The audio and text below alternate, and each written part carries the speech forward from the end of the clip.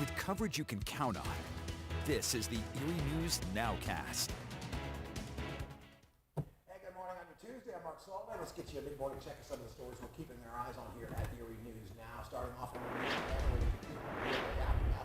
Hurricane Ida. Yeah, the storm making landfall as that Category 4 hurricane back on Sunday. But even when it was downgraded to tropical storm status, it left behind a big path of damage.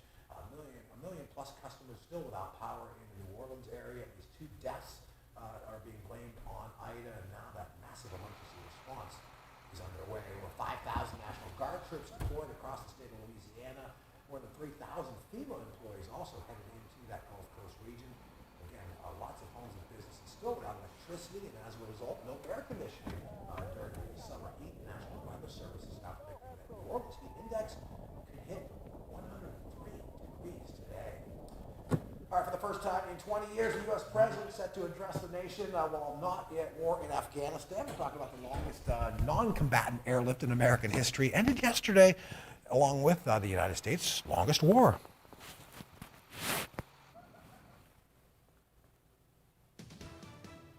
Every single U.S. service member is now out of Afghanistan. I can say that with 100% certainty.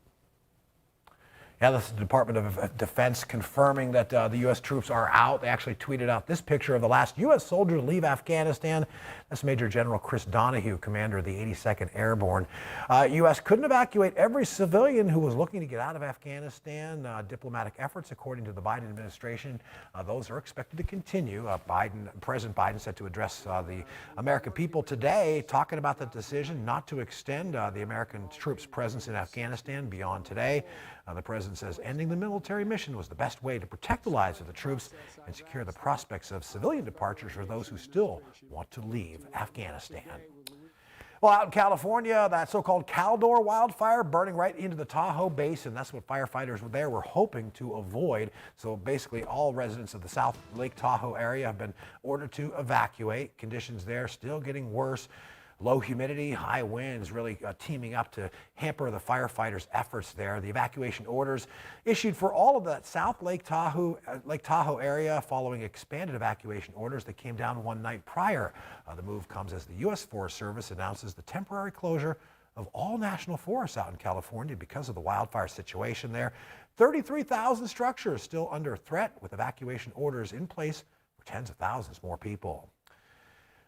Closer to home, day one of the new school year for students across 8 of Erie County's 13 public school districts. It was a big day on Monday. Kids in the Erie School District, more than 10,000 of them, made their way back to class on Monday. Students across Erie County supposed to be wearing those face masks in class after the county executive, Kathy Dahlkemper, issued that mandate earlier this month. Classes at most schools locally going to resume this week. A few will go back after Labor Day. And those face masks are the rule here in Erie County. And what is the right kind of mask to wear is for your kid? That's the question this morning. And we put that question to Dr. Becky Dawson, epidemiologist and the Erie News Now contributor. We gave her a list of choices, of course, the surgical mask, the N95s, the cloth mask, the homemade facial coverings. Now, according to the CDC, high-grade masks are unnecessary if you're not in a high-risk environment. But Dr. Dawson tells Erie News Now it really doesn't matter what kind of mask you wear. The most important thing, she says, is to make sure it covers your nose and chin. Face mask that fits, so you want it to be up over your nose, snugly fit down below your chin. And really 2 layers of material is your best bet. So 2 layers of cotton is more than sufficient to do what we want the mask to do, which is provide you with a little bit of individual protection, but also prevent you from spreading any viral particles with people who are around you. Dr. Dawson also says it's a good idea to pack extra masks in your child's backpack. An easy way to clean them, she says, just use soap and water. Well, for at least one local school district, it seems how to enforce that school bus face mask mandate's a point of contention, according to a report in the Warren Times-Observer this morning.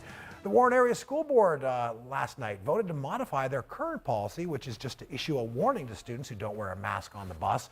One Warren board member says their current policy is kind of like telling the students they can just do what they want. So date in Warren could potentially jeopardize federal tax dollars. Well, the COVID surge has led to another high school football game being canceled. It's actually the second week in a row that the Mercyhurst Prep Lakers have had to scrap their game. This one was scheduled for Friday. According to school leaders, the move's due to roster issues, they say, along with those positive COVID-19 cases. Similar situation down in Edinburgh, the COVID impact being felt at the college athletic level as well. Edinburgh University's football season opener canceled. That's because of a positive test in the Fighting Scots program. That game set for this week at Grand Valley State. Edinburgh is one of the local colleges currently not requiring its students to be vaccinated. All right, David, we're dealing with some lower temperatures, lower humidity, and we're just about ready to transition into September. Yeah, tomorrow is September 1st, and today, the last day of August. Not feeling too bad out there right now as we look out towards the Bay Front. A fairly quiet day overall. We are dealing with some areas of clouds as we check out our Oliver's rooftop cam, and you can see those clouds expanding back over the city of Erie. We just have a slim chance of maybe a shower today. 75 degrees right now. Winds are basically calm, and that dew point's still in the uncomfortable range, but a little bit lower than this time 24 hours ago. You can see temperatures upper 60s in the Warren, only 65 right now in Bradford, feeling pretty delightful out there. 64 in Jamestown. We have lower and middle 70s towards the lake shore. The muggy meter stays down for the next couple of days, starts to go back up as we get into the weekend. We'll have another little system come on through, and that's going to kick up those rain chances just a bit.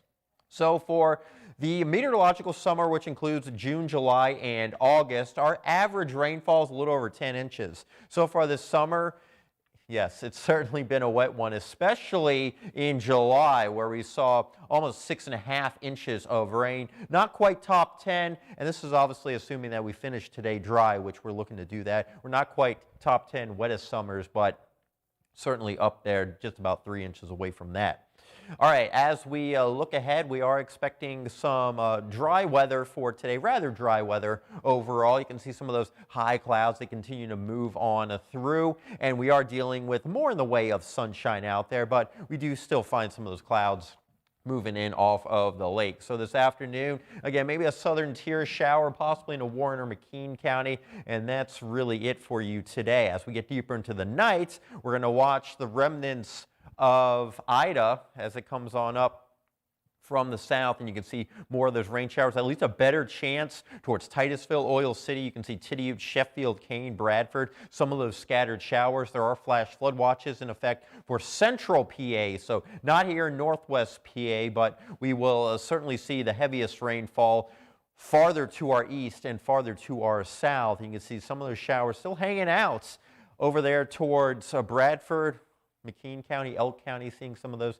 showers as we get into your Wednesday evening. Weather impact index for today at a 0. We got the lower humidity, very seasonable temperatures with those partly sunny skies. Your zone outlook for today as we go county by county. We will have a partly sunny sky this afternoon. Temperatures upper 70s. Again, that's where we typically should be for this time of year.